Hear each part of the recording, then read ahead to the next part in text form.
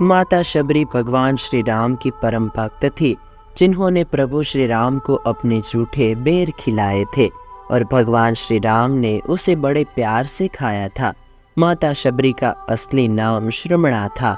वो भील समुदाय के शबर जाति से संबंध रखती थी। इसी कारण कालांतर में उनका नाम शबरी पड़ा। माता शबरी एक आदिवासी भील की पुत्री थी। देखने में बहुत ही साधारण, पर दिल से वो बहुत कोमल थी। इसके पिता ने इनका विवाह निश्चित किया, लेकिन आदिवासियों की एक प्रथा थी कि किसी भी अच्छे कार्य से पूर्व किसी निर्दोष जानवर की बलि दी जाती थी। इसी प्रथा को पूरा करने के लिए इनके पिता शबरी के विवाह के एक दिन पूर्व 100 भेड़ बकरियां लेकर आए। तब शबरी ने पिता से पूछा, पिताजी इतनी सारी भेड़ बकरियां क्यों लाए हैं? तब पिता ने कहा, शबरी यह एक प्रथा है जिसके अनुसार कल प्रातः विवाह की विधि शुरू होने से पहले इन सभी भेड़ बकरियों की बलि दी जाएगी। यह कहकर उनके पिता वहां से चले जाते हैं। प्रथा के बारे में सुन शबरी को बहुत दुख होता है। वो पूरी रात उन बकरियों के पास बैठी रही और उनसे बातें करती रही। उनके मन में एक ही विचार था कि कैसे वो इन निर्दोष जानवरों को बचा पाए।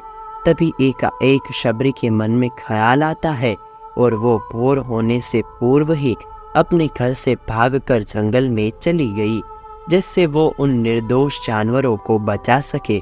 शबरी ये भली भांति जानती थी कि अगर एक बार वो इस तरह से घर से जाएगी तो फिर कभी उनके पिता उसे वापस नहीं अपनाएंगे।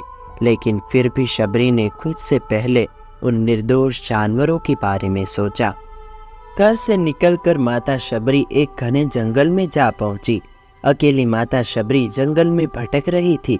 तब उन्होंने शिक्षा प्राप्ति के उद्देश्य से कई गुरुवरों के आश्रम में दस्तक दी, लेकिन माता शबरी तुच्छ जाति की थी, इसीलिए उन्होंने सभी ने उसे शिक्षा देने से मना कर दिया।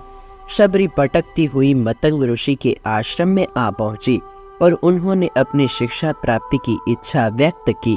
मतंग ऋषि ने सहर्ष शबरी को अपने आश्रम में स्थान दे दिया।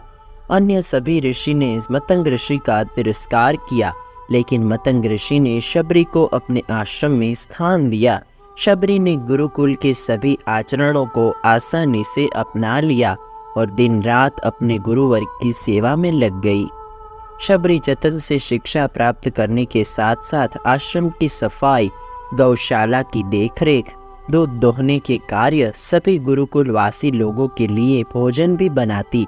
मतंग ऋषि शबरी की गुरु भक्ति से बहुत प्रसन्न थे। मतंग ऋषि का शरीर दुर्बल हो चुका था, इसीलिए उन्होंने एक दिन माता शबरी को अपने पास बुलाया और कहा कि पुत्री, मेरा शरीर अब दुर्बल हो चुका है, इसीलिए मैं अपना देह यहीं छोड़ना चाहता हूँ, लेकिन उससे पहले मैं तुम्हें आशीर्वाद देना चाहता हूँ। बोलो पुत्री, तुम्हें क्या चाहिए? आंखों में आंसू भरकर माता शबरी मतंग ऋषि से कहती है, आप ही मेरे पिता है, मैं आपके कारण ही जीवित बची हूँ, आप मुझे अपने साथ ले जाए। तब मतंग ऋषि ने कहा, नहीं पुत्री, तुम्हें मेरे बाद इस आश्रम का ध्यान रखना है। तुम जैसे गुरुपरायण शिष्य को उनके कर्मों का उचित फल मिलेगा। एक दिन प्रभु श्री राम तुमसे मिलने यहाँ आएंगे और उस दिन तुम्हारा उद्धार होगा और तुम्हें मोक्ष की प्राप्ति होगी। इतना कहकर मतंग ऋषि अपना देह त्याग कर समाधि ले लेते हैं।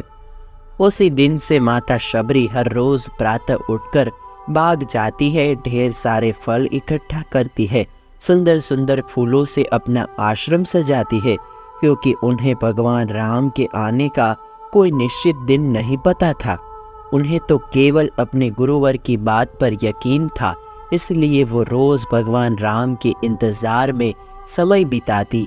वो रोजाना यही कार्य करती थी। एक दिन माता शबरी आश्रम के पास के तालाब में जल लेने गई। वहीं पास में एक ऋषि तपस्या में लीन थे।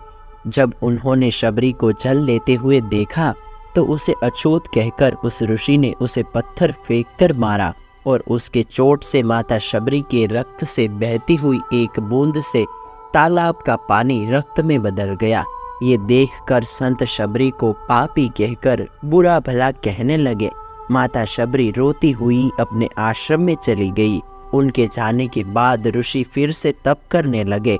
उसने बहुत जतन किया, लेकिन वो तालाब में भरे रक्त को जल नहीं बना सके। उसमें गंगा, यमुना, सरस्वती सभी पवित्र नदियों का जल डाला गया, लेकिन रक्त जल में नहीं बदला।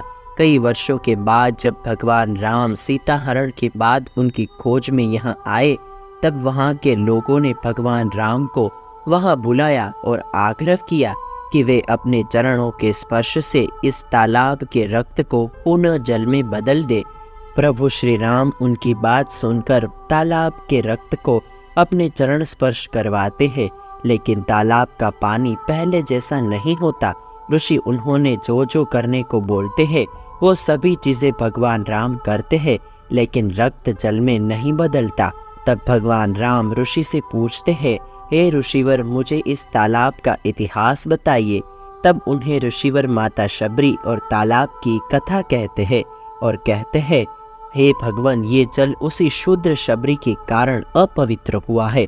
तब प्रभु श्री राम दुखी होकर कहते हैं कि हे गुरुवर, ये रक्त उस देवी शबरी का नहीं है, मेरे हृदय का है, जिसे आपने अपशब्दों से घायल किया है। भगवान श्री राम ऋषि से आग्रह करते हैं कि मुझे देवी शबरी से मिलना है। तब माता शबरी को बुलावा भेजा जाता है। भगवान राम का नाम सुनते ही माता शबरी दौड़ी चली आती है। राम मेरे प्रभु कहती हुई जब वो तालाब के समीप पहुंचती है, तब उसके पैर की धूल तालाब में चली जाती है और तालाब का सारा रक्त जल में बदल जाता है। तब भगवान श्री राम कहते हैं कि देखिए गुरुवर, आपके कहने पर मैंने सब किया, लेकिन ये रक्त भक्त शबरी के पैरों की धूल से जल में बदल गया। शबरी जैसे ही भगवान राम को देखती है, उनके चरणों को पकड़ लेती है और अपने साथ आश्रम लाती है।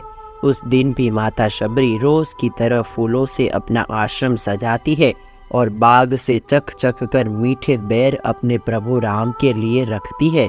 वो पूरे उत्साह के साथ अपने प्रभु श्री राम का स्वागत करती है और बड़े प्रेम से उन्हें अपने जूठे बेर परोसती है। भगवान श्री राम बड़े प्रेम से माता शबरी के जूठे बेर को खाते हैं और मतंग ऋषि का कथन सत्य होता है और देवी शबरी को मोक्ष की प्राप्ति होती है और इसी तरह प्रभु श्री राम शबरी के राम कहलाते हैं। तो दोस्तों, आज का ये वीडियो आपको कैसा लगा मुझे कमेंट करके ज़रूर बताइएगा। पसंद आया हो तो लाइक करें और अपने दोस्तों के साथ शेयर करें। मैं हूँ आपका दोस्त कालीन आशित। फिर मिलेंगे नए वीडियो में नए टॉपिक के साथ। तब तक के लिए दे आज्ञा। नमस्कार।